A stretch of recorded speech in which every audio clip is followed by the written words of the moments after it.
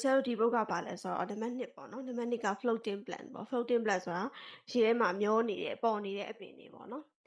သူ့ကိုခွဲလိုက်မယ်ဆိုလို့ရှိရင်ဒီနံပါတ်2ကိုခွဲလိုက်မယ်ဆိုလို့ရှိရင်ဒီ floating plant မှာ3မျိုးရှိတယ်ပေါ့နော်နံပါတ် A ကပါလဲဆိုတော့ free floating plants ပေါ့ free floating plant ဆိုတာလွတ်လပ်စွာမျောပါနေတဲ့နော်ရေထဲမှာပေါ်ပြီးလွတ်လပ်စွာမျောပါနေတဲ့အပင်ပေါ့နော်ဒီအပင်မှာဆိုရင်ဒီမှာ example ကိုချက်ရဒီမှာအရင်မြင်ရမယ်ဘာလဲဆိုတော့ဒီဗေဒပင်လေးပေါ့နော်ဗေဒပင်လေးအကြောင်းကိုပြောမှာဖြစ်တယ်အဲ့တော့ these plant ဒီအပင်တွေဟာဆိုရင် float ပေါ့နော်ပေါ်နေတယ် freely ဆိုတာလွတ်လပ်စွာပဲ on the water surface ရေမျက်နှာပြင်ပေါ်မှာလွတ်လပ်စွာပေါ်နေတယ်ပေါ့နော်ဟုတ်ပြီအဲ့တော့ဒီအပင်တွေဒီနော်ဒီအပင်တွေဒီ float freely လွတ်လပ်စွာပေါ်နေတယ် on the water surface ရေမျက်နှာပြင်ပေါ်မှာလွတ်လပ်စွာပေါ်နေတယ်ဒီပုံမှာလည်းတောက်သမီးကိုမြင်ရလိမ့်မယ်နော်ဟုတ်ပြီအဲ့တော့နံပါတ်1ဒီအကြောင်းလေးကိုဘယ်လိုဆိုမလဲ these plant float freely on the water surface ဒီ float မှာလာပြီးတော့ဆရာခလုတ်တိုက် these plants float freely on the water surface ပါနော်အဲ့လိုဆိုမယ်ဟုတ်ပြီနံပါတ်2ကကျတော့ in FFP တဲ့ FFP ဆိုတာဒီ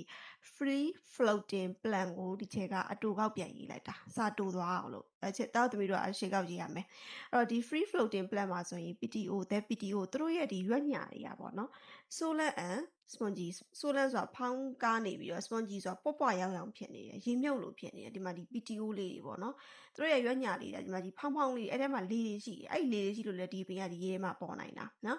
သူတို့ရဲ့ရွက်ညာလေးတွေကလို့ဖောင်းဖောင်းပွပွလေးတွေဖြစ်နေတယ်ဖောင်းကားပြီးတော့ဒီပွပွလေးရေမြုပ်လို့ဖြစ်နေတဲ့အတွက်ကြောင့်ဘာတွေပါလဲဆိုတော့ consisting of numerous air species consisting of ဆိုတာပါဝင်နေတယ်ပေါ့ numerous ဆိုတာများစွာသော air species လေကွက်လက်တီးပါနေတယ်လေတွေပါနေတယ်ပေါ့နော်လေတွေပါနေတယ်နော်ဒီ free floating plant မှာဆိုရင်ကျွန်တော်ပြန်ပြောမယ်နော် the PTO သူတို့ရဲ့ရွက်ညာလေးတွေက solar and spongy ဖောင်းပွားပြီးတော့နော်ဖောင်းကားပြီးတော့ပွားရောင်းပြီးတော့ရေမြုပ်လိုမျိုးဖြစ်နေတယ်အဲကြောင့်မလို့ consisting of numerous air species နော်လေကွက်လက်တီအများကြီးပါဝင်နေတယ်ဟုတ်ပြီးတော့ကျတော့ဒီကြောင့်ဘယ်လိုဆိုမလဲ in free floating plant the PTOs are solar and spongy consisting of numerous air species ဟုတ်ပြီနော်နံပါတ်3ကြောင့်ကဘာပြောလဲဆိုတော့ the present or ဆိုတာဒီပါရှိမှုပေါ့နော် these air space ဒါလေးကိုချင်းများထိုးထားတာဒီ air space တွေပါရှိတဲ့အတွက်ကြောင့်မလို့ make the plant အပင်တွေကိုလှုပ်တယ်เนาะအပင်တွေကိုလှုပ်တယ်ပြုလုပ်တယ်เนาะ lighter ဆိုတာပေါ်ပါနေစေတယ်เนาะ lighter ဆိုတာအပင်တွေကိုပေါ်ပါနေစေတယ် and ပြီးတော့ enable သူတို့ကိုတက်နိုင်စေတယ် then သူတို့ကိုတက်နိုင်စေတယ်နော် to float on water ရေပေါ်မှာပေါ်နိုင်စေတယ်ဒီလိုမျိုးလေကွက်လက်တွေပါရှိမှုကြောင့်ဒီပင်တွေကိုပေါ်ပါစေတယ်ပြီးရင်သူတို့ကိုရေပေါ်မှာပေါ်နိုင်စေတယ် example ပြောမယ်ဆို water hyacinth ဗေဒပင်ဖြစ်တယ်နော်ပြောမယ်တတိယအကြောင်း the present of ဆိုတာပါရှိမှု the air space ဒီလေကွက်လက်လေးတွေပါတဲ့အတွက်ကြောင့်မလို့ဒီအပင်ကြီးကို make the plant ဒီအပင်ကိုပြုလုပ်တယ် lighter နော်ပေါ့အောင်လုပ်တယ် and enable them သူတို့ကိုတက်နိုင်စေတယ် to float on water ရေပေါ်မှာပေါ်နိုင်စေတယ် example water hyacinth ဗေဒ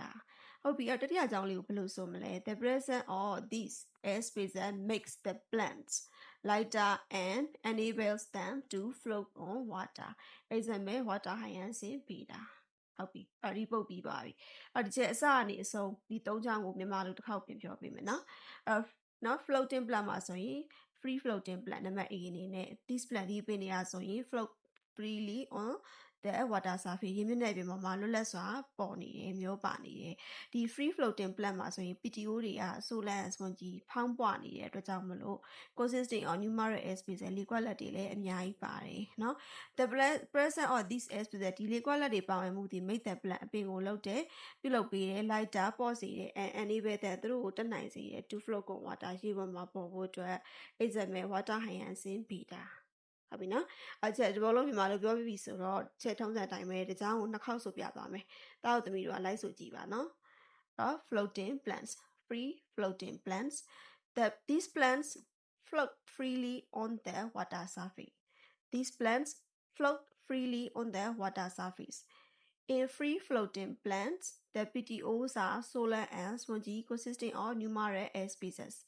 in free floating plants, the PTOs are solar and spongy consisting of numerous air species. The presence of the air species make the plant lighter and enable them to float on water. Example water hyacinth beta. The presence of these air species makes the plant lighter and enable them to float on water. Example water hyacinth beta. ဟုတ်ပြီချက်အစားဆုံးတစ်ခေါက်ဆိုပြပါမယ်ချက်နဲ့တူလိုက်ဆိုကြည့်ပါနော် floating plants, free floating plants. These plants float freely on the water surface. In free floating plants, the PTOs are solar and spongy, consisting of numerous air species. The presence of the air species makes the plants lighter and enable them to float on water. Example, water hyacinth ပေးတာအားလုံးရမယ်လို့ထင်ပါတယ်နော်